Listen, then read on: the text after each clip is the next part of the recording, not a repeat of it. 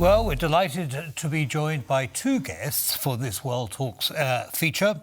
Besfort Rrecaj is Professor of International Relations, and Mariy Heletiy, who's a former OSCE officer. Welcome both to TVP World. Thanks for taking the time.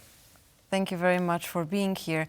Now, like I said in the intro, Croatia heads to the polls on Wednesday, April 17th.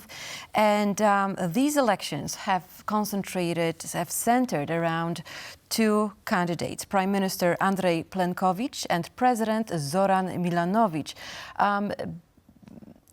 Besfort, this one is for you. What is at stake here when it comes to these elections and these two candidates? Well, I think it's about the current situation in the Balkans, and we have to look at it the wider perspective, especially the war between Russia and Ukraine and its ramification in the Balkans. And so what we see here, we see a candidates that will sort of set the stage in the Croatian opinion and the public about the relationship and the stance of Croatia within the general perspective of the European Union, and aligning its policies within the European Union regarding the situation in the Balkans, but as well as the war between Russia or unlawful aggression of Russia against Ukraine. And this is pretty much one of the main issues in the political sphere and in the political campaign in Croatia. OK, well, with that in mind, Mariy, I'd like to come to you as a former OSCE officer. We've just heard that, of course, it would be in Moscow's interests to separate countries out from the EU fold and the NATO fold. How much influence do you think Moscow is having on these elections? They're well known for interfering. I believe that Russia has a lot of influence over Balkans because it was, during the Yugoslavia times, it has a lot of influence, and still there are a lot of people supporting Russia or like Russia. It is also important to say. Even in Croatia,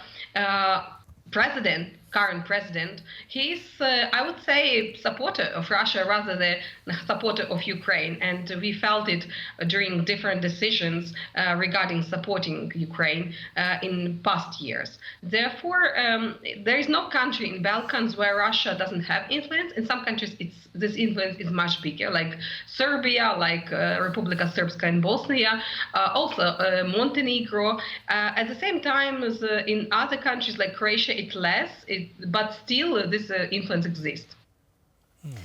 Now, Besfort, we know that Serbia is close to signing a contract with France to buy aircraft from them. Does it mean that it's moving away from Russia's supply, and maybe it's a good sign?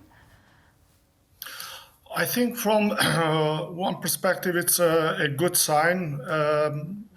Never mind the flip-flopping of constant, I believe, flip-flopping of Serbia, and in a way dancing with the West and with Russia.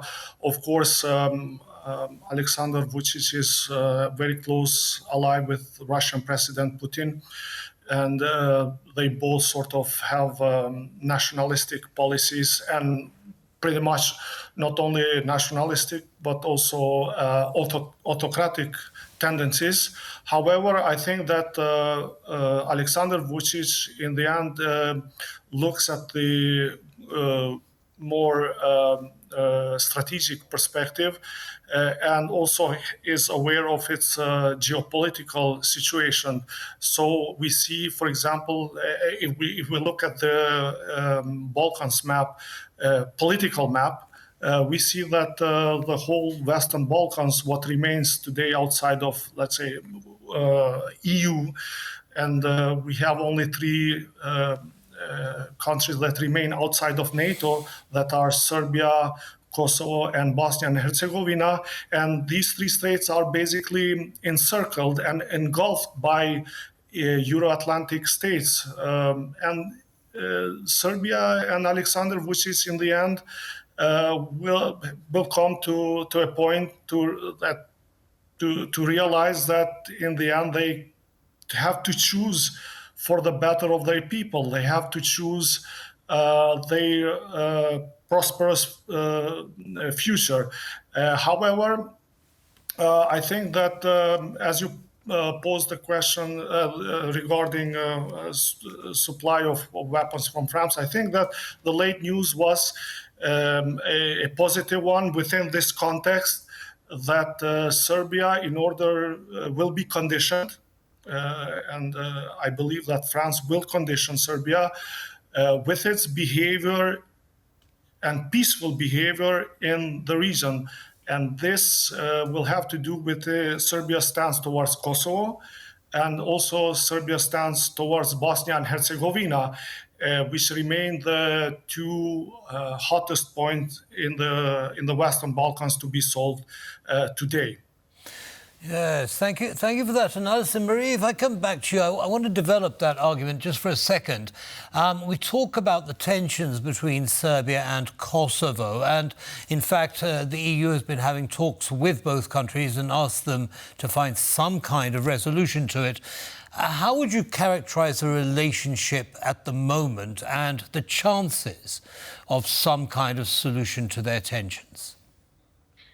I believe that there are tensions not only between Serbia and Kosovo, but there are tensions between Kosovo Serbs and Kosovars or Albanians, and also Serbia and Kosovo. It's like two different dimensions, and you have to focus on it. First, it is difficult to say whether it's possible to resolve this conflict, because both sides, Serbia and Kosovo plus Kosovo Serbs, have to agree on something.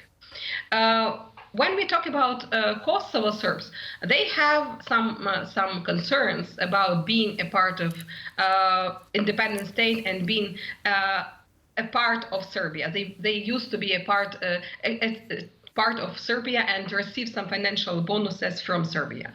Another issue between Kosovo and Serbia. For Serbia, Kosovo, it's a very difficult and complicated question. You know, Kosovo is included in the constitution of Serbia.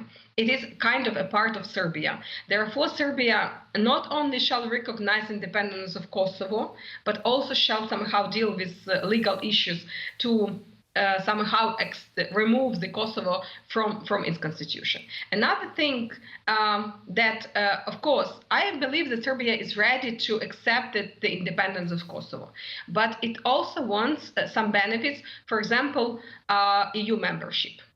And as we know, last year, Serbia did not receive this future perspective. And I understand that for now, they feel that Kosovo is moving toward international institution and independence and recognition, how to say, but Serbia not. And my understanding, it would be good to work closely with Serbia to help it to move forward to the EU membership. Mm-hmm. Well, thank you both very much. I mean, the Balkans is another region that we observe very closely, right? And thank you for explaining the complex political and historical situation there. Have a good night.